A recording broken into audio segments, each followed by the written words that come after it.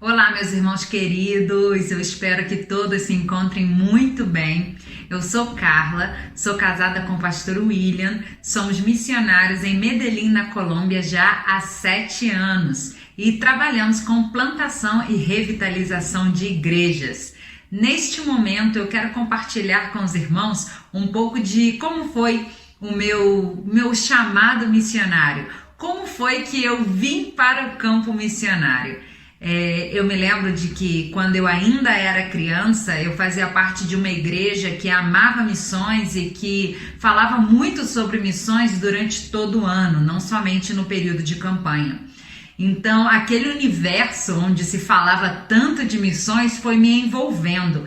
E eu ainda criança me lembro dos missionários que foram visitar a nossa igreja, dos testemunhos, das histórias deles de vitórias, mas também de muita tristeza e perseguição no campo missionário.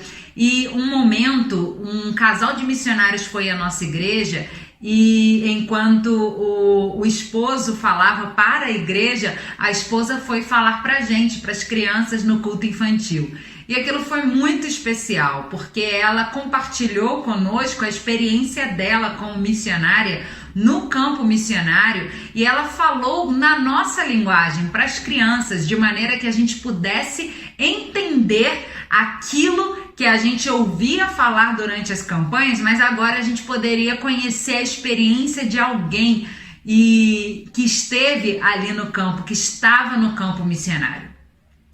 E naquele momento eu me lembro que ela dizia que havia muitas crianças que ainda não conheciam sobre Jesus, não conheciam os heróis da nossa Bíblia, da nossa fé, e essas crianças não conheciam esses heróis, não conheciam Sansão, não conheciam o rei Davi, não conheciam a rainha Esther, não conheciam o apóstolo Paulo, Pedro e todos esses personagens que para nós são tão importantes porque são exemplo de fé. E aquelas crianças, e muitas crianças no mundo, não conheciam esses personagens. E aquilo falou muito forte ao meu coração, porque eu pensei, gente, como que alguém, como alguma criança como eu, pode ter uma infância que não conheça esses heróis, esses personagens, essas pessoas tão importantes? E ali eu fiquei com essa pulga atrás da orelha, não é possível que isso aconteça. E eu me coloquei no lugar dessas crianças que nunca tinham ouvido falar de Jesus, nunca tinham ouvido falar desses personagens da palavra de Deus. E eu senti tristeza por elas. E ali começou tudo. Ali começou a minha trajetória e hoje eu consigo perceber que desde aquele momento Deus esteve me preparando para que eu pudesse estar aonde eu estou agora e esteve me preparando para que eu vá para onde Ele quiser que eu esteja no futuro. E toda a minha vida foi assim. Quando mais ou menos na minha adolescência eu lembro de uma mensagem em que o pastor falava sobre legado, sobre o legado que nós vamos deixar. E eu pensava sobre isso, qual é o legado que eu quero deixar com a minha vida? Bem, com a minha vida eu quero impactar outras vidas. Eu quero impactar outras vidas de maneira eterna. Então, eu quero fazer a diferença para as pessoas de uma maneira que seja eterna. Eu quero apresentar Jesus a elas. Porque só Jesus impacta as nossas vidas, transforma as nossas vidas, toca as nossas vidas de maneira eterna. Então eu quero apresentar Jesus para as pessoas e quero falar para elas sobre esse amor que chegou à minha vida e fez com que eu tivesse vida eterna. Eu quero fazer isso. Então ali eu também comecei a pensar sobre o meu legado, sobre o que eu gostaria de deixar, sobre como eu gostaria de investir a minha vida. E com 17 anos eu disse sim ao Senhor e eu disse sim ao chamado que Ele me fez para ir ao campo missionário. E aqui estou, em Medellín, junto com meu esposo, cumprindo a missão do Senhor. Mas eu quero falar com vocês sobre algo interessante também, sobre uma vida para viver o poder de transformar. Já que a nossa campanha fala sobre viver o poder de transformar, eu quero falar para você sobre isso. Uma vida para viver o poder de transformar. E aí eu vou lá em 2 Timóteo capítulo 1, e nos versículos 8 e 9, que diz o seguinte: não te envergonhes, portanto, do testemunho de nosso Senhor, nem do seu encarcerado, que sou eu. Pelo contrário, participa comigo dos sofrimentos a favor do Evangelho, segundo o poder de Deus, que nos salvou e nos chamou com santa vocação, não segundo as nossas obras, mas conforme a sua própria determinação e graça que nos foi dada em Cristo Jesus antes dos tempos eternos. Então, segundo esses dois versículos, que são versículos também claves para a nossa campanha, versículos chaves para a campanha desse ano, a gente vai entender como viver uma vida que impacte outras vidas, uma vida que deixe um legado. E aqui no versículo 8 diz o seguinte: não te envergonhes, portanto, do testemunho de nosso Senhor. Então, primeira coisa para viver uma vida que deixe um legado, uma vida que viva o poder de transformar outras vidas, não te envergonhes do testemunho de Jesus Cristo. Não te envergonhes daquilo que o Senhor fez na tua vida. Usa esse testemunho para impactar outras vidas. Usa aquilo que o Senhor fez em ti para que você possa ser instrumento para transformar outras vidas. Simplesmente compartilhe aquilo do qual você já experimentou, tem vivido, tem sentido, essa perspectiva nova, eterna que você ha recebido, que você já recebeu. Compartilhe isso e não se envergonhe do que Cristo fez na sua vida. Outras pessoas também precisam experimentar aquilo que você experimenta. Não seja egoísta de não falar sobre Jesus por medo de sofrer alguma represália, alguma atitude hostil. Não faça isso. Compartilhe sobre aquilo que você tem vivido. Outra coisa também fala o seguinte: participa comigo dos sofrimentos a favor do Evangelho.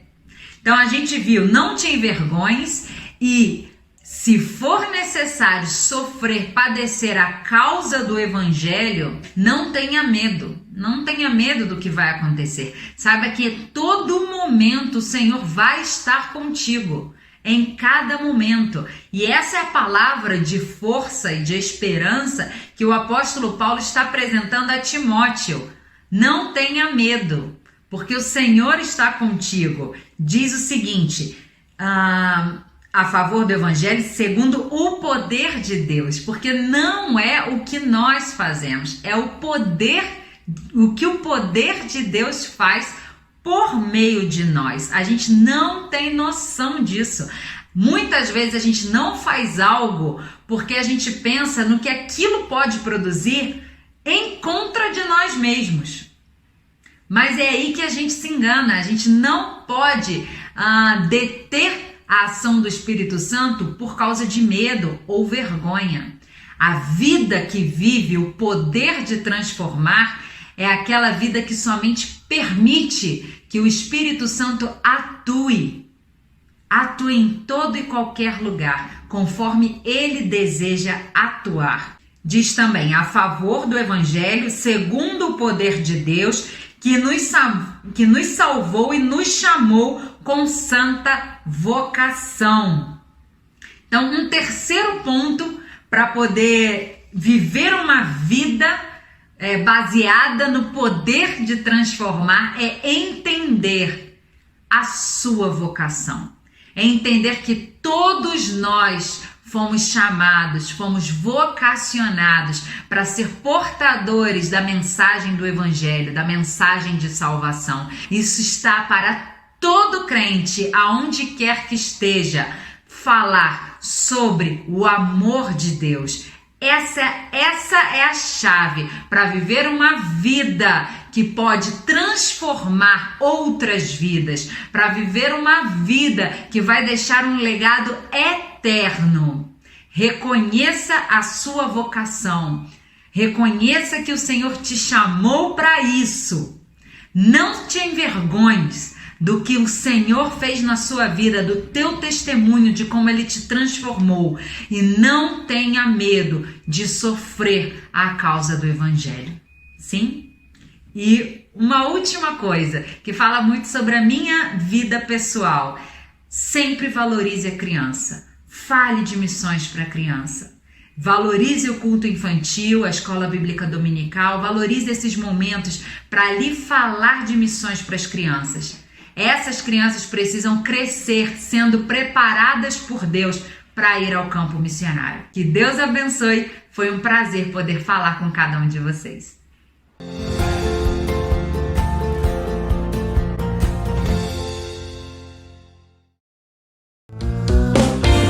Viva Jesus é poder, eu canto.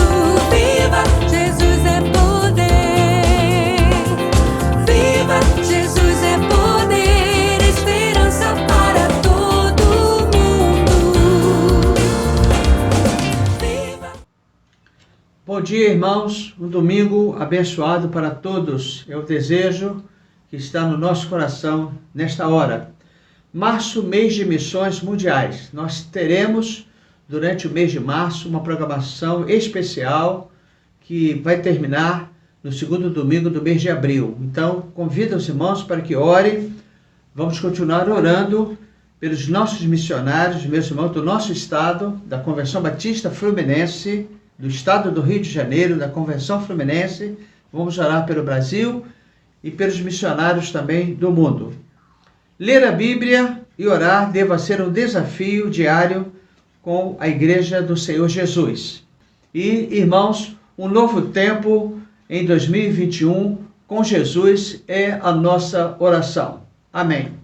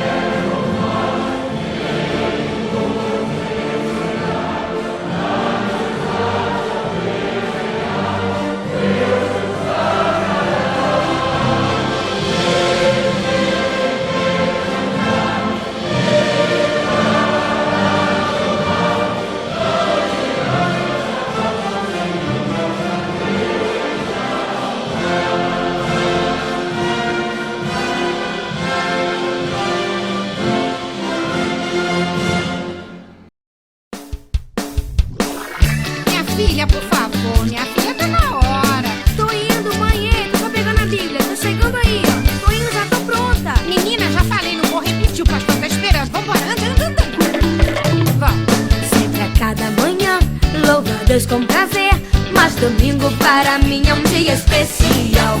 Pego logo minha Bíblia, muito quero aprender. Vou contente para a escola dominical. Sempre a cada manhã, louvo a Deus com prazer, mas domingo para mim é um dia especial. Pego logo minha Bíblia, muito quero aprender. Vou contente para a escola dominical. Pois é Deus que sua palavra me ensina a viver, ter mais fé e esperança para poder vencer. Caminhando com a Bíblia bem no meu coração. Quando chega o pecado eu digo não, não, não, não, não. Sempre a cada manhã louvo a Deus com prazer, mas domingo para mim é um dia especial. Pego logo minha Bíblia, muito quero aprender.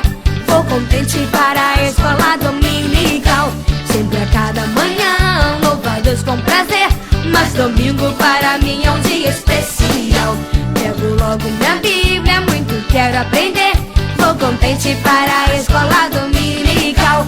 Quem conhece e pratica o que na Bíblia diz, só caminha na verdade e com Deus vive feliz. Satanás, nosso inimigo, não vai derrotar, pois quem crê na tua palavra lá no céu irá morar. Sempre a cada manhã louvo a Deus com prazer, mas domingo para mim é um dia especial. Pego logo minha Bíblia, muito quero aprender. Vou contente para a escola dominical. Eu vou para a escola. Eu vou para a escola. Eu vou para a escola. Eu vou para a escola. Pois é Deus que sua palavra me ensina a viver, ter mais fé e esperança para poder vencer. Caminhando com a Bíblia bem no meu coração. Quando chega o pecado eu digo não, não, não, não, não. Sempre a cada manhã louvo a Deus com prazer, mas domingo para mim é um dia especial. Pego logo minha Bíblia, muito quero aprender. Vou contente para a escola dominical.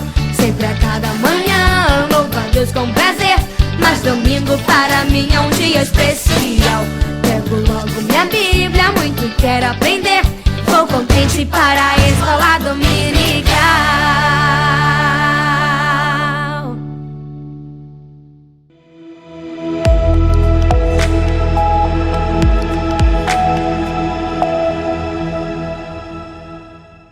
Lição de número 12, consciência de grande obra, da grande obra, baseada em Neemias, capítulo 6, de 1 a 4. O autor é o pastor Davidson Freitas, pastor da Primeira Igreja Batista em Engenhonópolis, Belford Roxo, Rio de Janeiro. Meus irmãos, que o pastor seja muito bem-vindo neste momento, que Deus possa abençoá-lo grandemente no estudo desta manhã.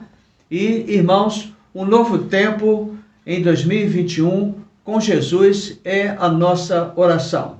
Amém.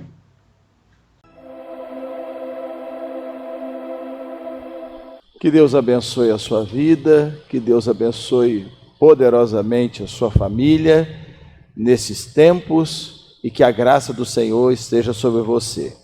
Hoje, excepcionalmente, pela impossibilidade do pastor Davidson Freitas fazer o vídeo, nós estamos ministrando a lição de número 12, cujo tema é Consciência da Grande Obra. Consciência da Grande Obra.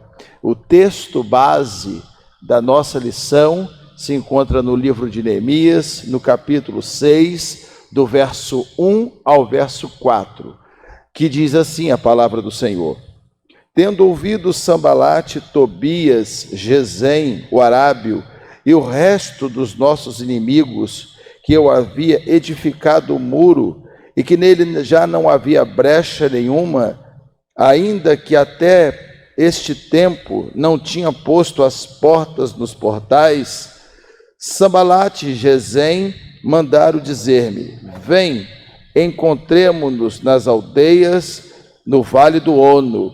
Porém, intentavam fazer-me mal. Enviei-lhes mensageiros a dizer: estou fazendo uma grande obra, de modo que não poderei descer. Por que cessaria a obra, enquanto eu a deixasse e fosse ter convosco? 4 vezes me enviaram o mesmo pedido. Eu, porém, lhes dei a mesma resposta. Vamos orar ao Senhor? É momento de oração. Vamos todos falar com Deus. Ó Deus, obrigado pela Tua palavra, e agora te pedimos que o Senhor nos abençoe na ministração da mesma, ó Deus, para que possamos aprender e compreender, ó Deus, o significado desta grande obra em nossa vida. Abençoa cada um de nós, ó Deus, em nome de Jesus. Amém. Como falamos, o título da nossa lição é a consciência da grande obra. Na lição de hoje, iremos observar que Neemias compreendeu em seu coração que havia uma grande obra a ser realizada. Ele colocou-se à disposição do Senhor a fim de ser instrumento vivo nas mãos divinas, para a construção de uma nova realidade.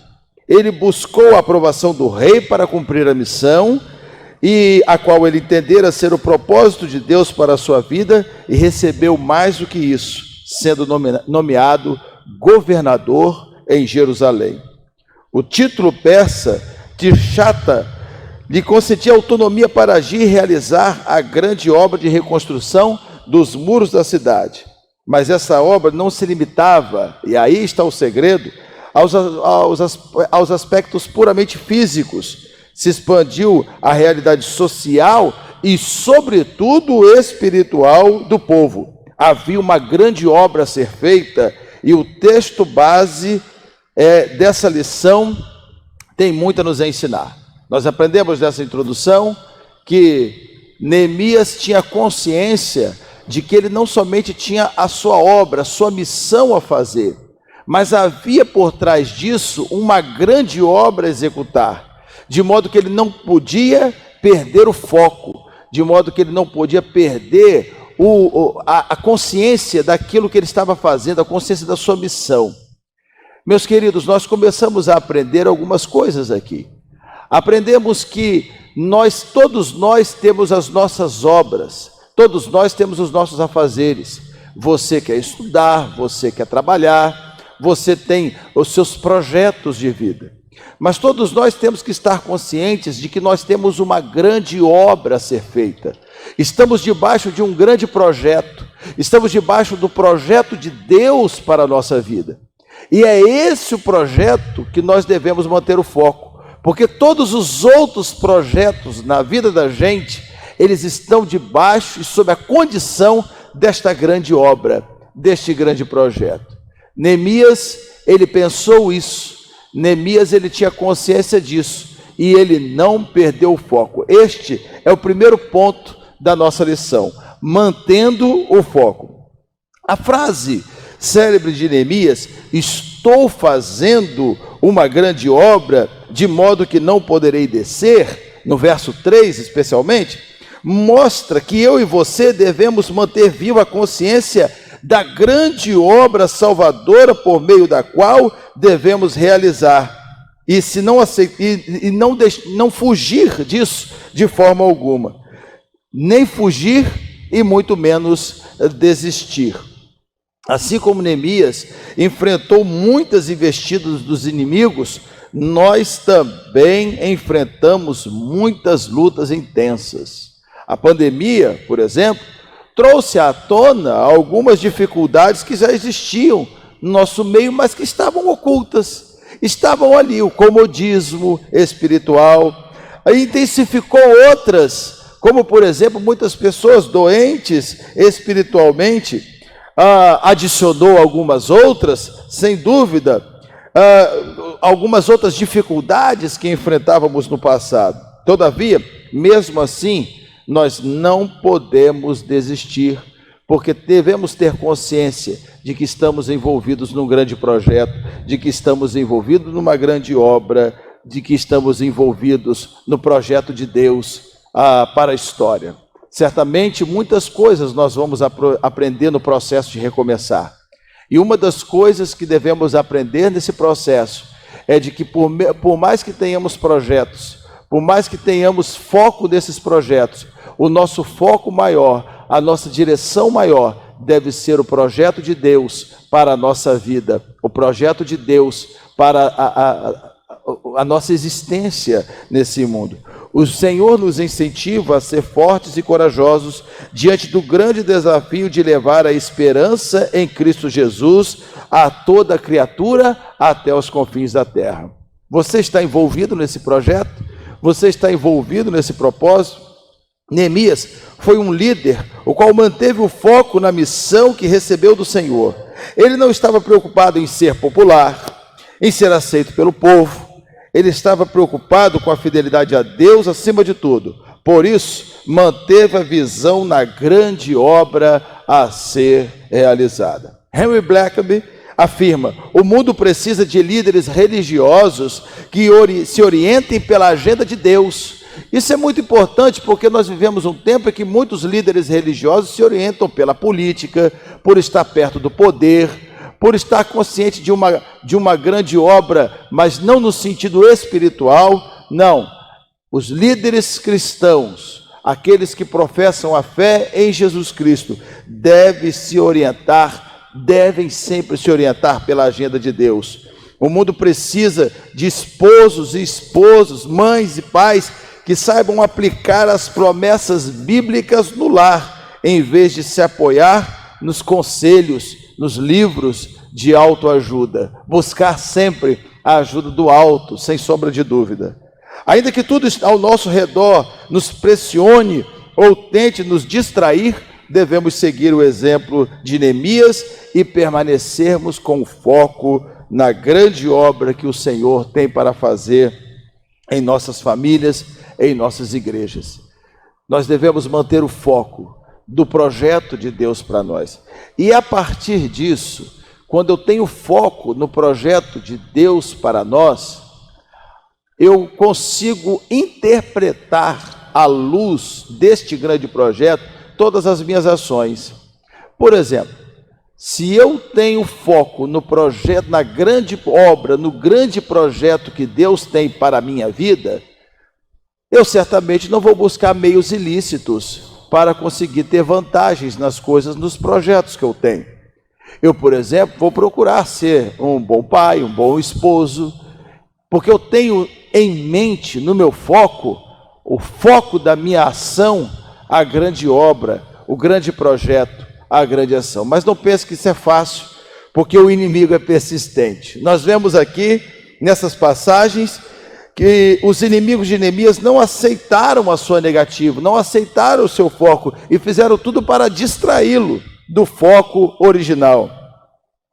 E continuaram insistindo para se encontrarem com ele. Foram 4 tentativas sucessivas e, como receberam sempre a mesma resposta, eles mudaram de estratégia e enviaram na 5ª vez um mensageiro com uma carta aberta acusando Neemias de revolta, de rebelião.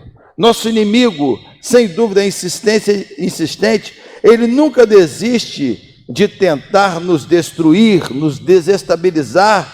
Ele veio para matar, para roubar e para destruir, por isso devemos estar atentos, em alerta, buscando discernimento espiritual necessário para identificar cada armadilha preparada pelo diabo, para distraí-lo da grande obra, do grande projeto, do grande direcionamento de Deus para a nossa vida e para a vida de todos aqueles que estão ao nosso redor. Há uma grande obra a ser feita, e esta grande obra é espiritual e deve ser feita com os joelhos na presença de Deus, ajoelhados orando, uma vida de oração. Jesus nos exorta: vigiai e orai, para que não entreis em tentação.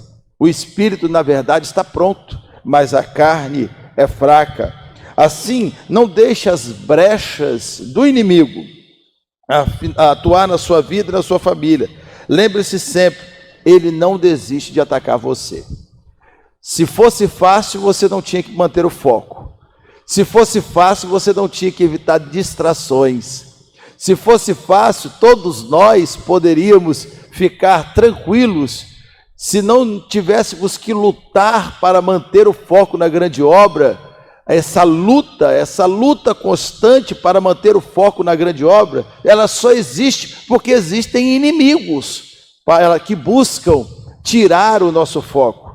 Eles aqui representados por Sanbalat e Gesem, podemos trazer para o lado espiritual, para as nossas vidas, representam aqueles ou aquilo que quer sempre tirar o nosso foco de Deus, da grande obra, do grande projeto.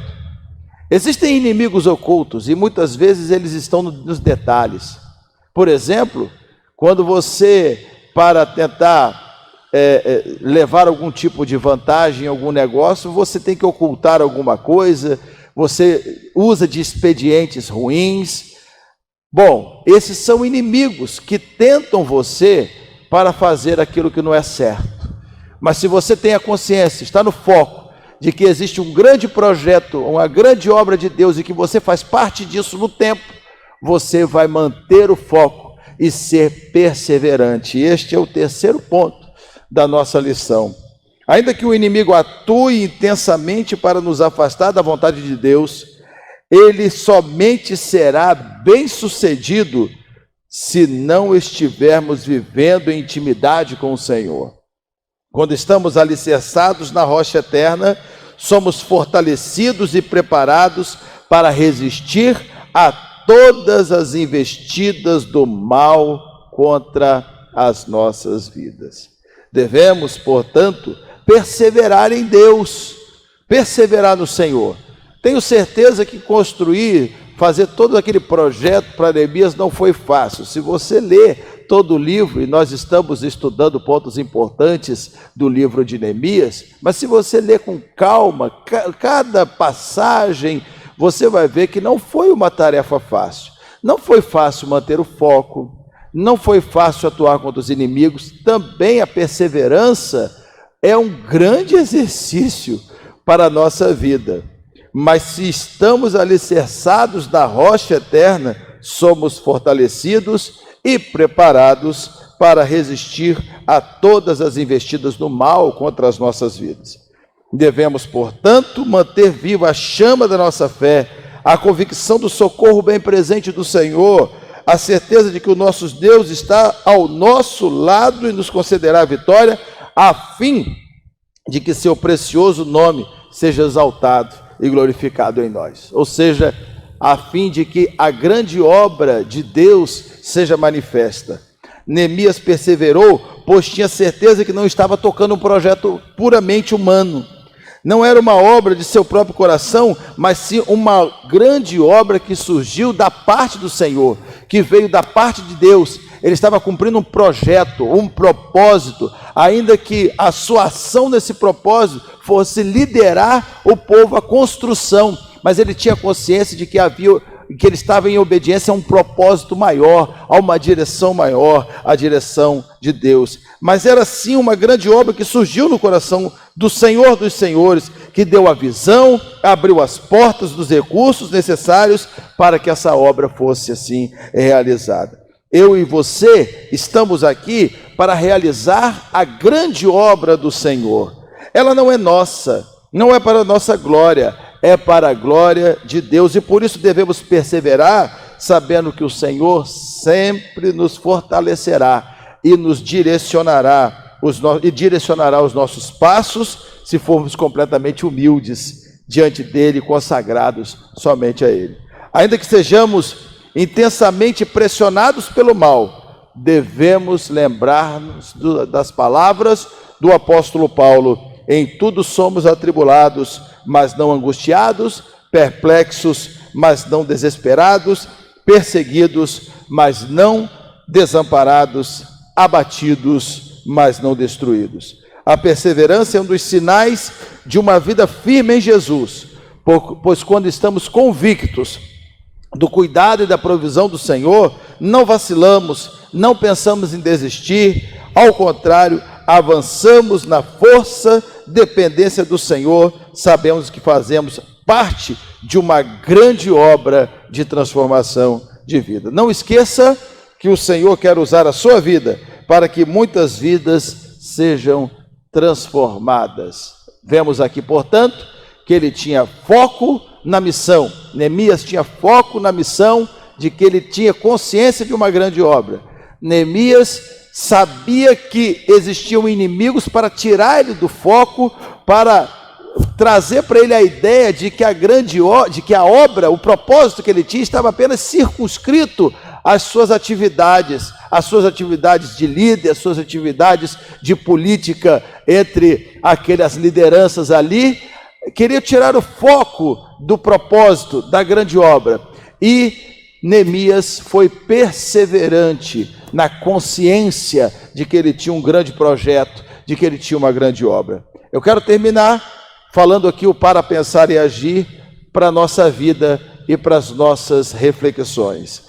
Qual é a grande obra que Deus tem para você realizar em sua família? Você tem a consciência da grande obra de Deus, do propósito de Deus, da obra de Deus?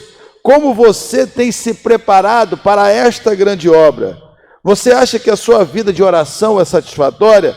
Se não, que ações práticas você vai implantar para que sua vida de oração melhore? 4. Você tem identificado as armadilhas do inimigo para a sua queda, para que você tire o foco deste grande projeto, do grande projeto de Deus, da grande obra de Deus? 5. Quais são as armadilhas do mal que tem retirado você do foco da grande obra, do grande propósito? Que Deus possa abençoar você, que Deus possa abençoar a sua vida e que você não perca o propósito nesse projeto de recomeçar. O projeto desta lição, deste trimestre, foi, através dos estudos dos livros de Esdras e Neemias, montar todo um projeto de fazer com que no processo de um recomeço, de algo novo da vida, você possa ganhar etapas, você possa galgar novos desafios e vencer nesse projeto de recomeçar. E um deles é ter a consciência da grande obra, do grande projeto de Deus. Eu quero orar por você nesse momento. Senhor, abençoa-nos para que não percamos o projeto do Senhor sobre nossa vida, para a grande obra que o Senhor tem, ó Deus, que vai ser consumada no fim dos tempos, o grande projeto em que nós somos parte disso. Ó Deus, com esta consciência, que possamos não esmorecer, não perder o foco, não sucumbir diante das dificuldades, diante dos inimigos, mas sim perseverar, ó Deus, debaixo da Tua graça e da Tua glória, e para a glória de Deus, possamos cumprir, ó Deus, aquilo que é o propósito do Senhor em nossa vida. Ó Deus, que possamos não perder esta consciência da grande obra. Pedimos isso em nome de Jesus. Amém. Que Deus te abençoe.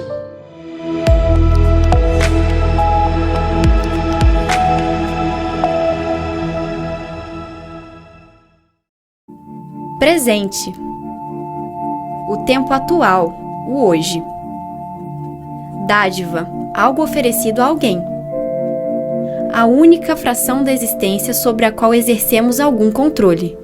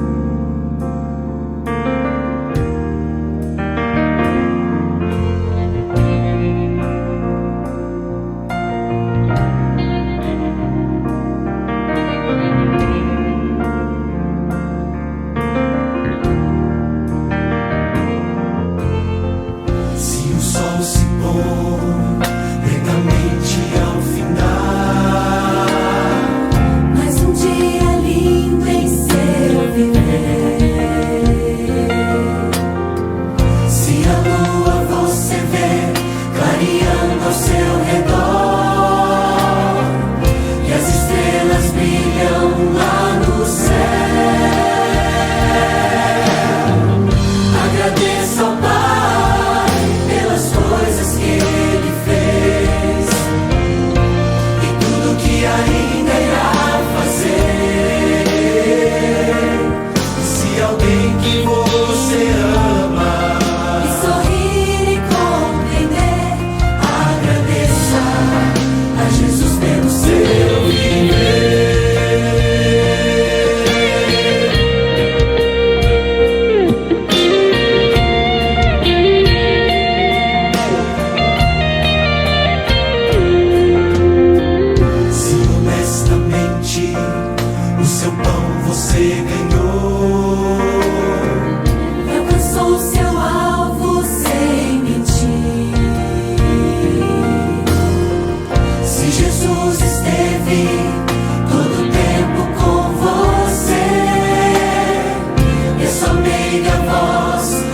você ouvir. Agradeça ao Pai pelas coisas que Ele fez e tudo que ainda irá fazer. E se alguém que você ama e sorrir e compreender, agradeça. Agradeça. Agradeça.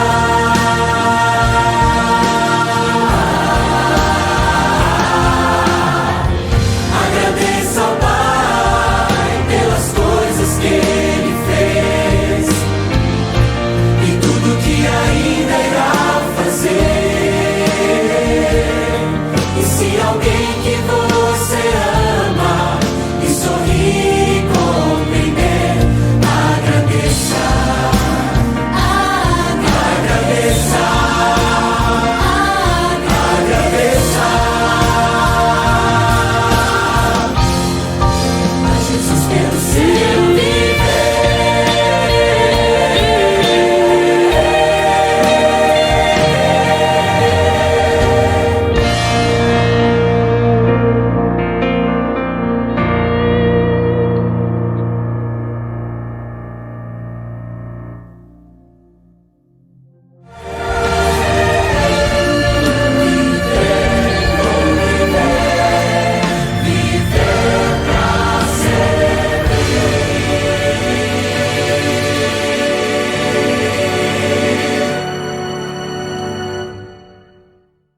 Que bom que você ficou até o final. Isso é muito importante para nós e para Jesus também. Até o próximo culto. Deixe seu like, ative o sino da notificação e se inscreva no canal da igreja para não perder nenhum dos cultos. Deus te abençoe. Beijão e até o próximo culto. Tchau! Beijinho de coração, hein?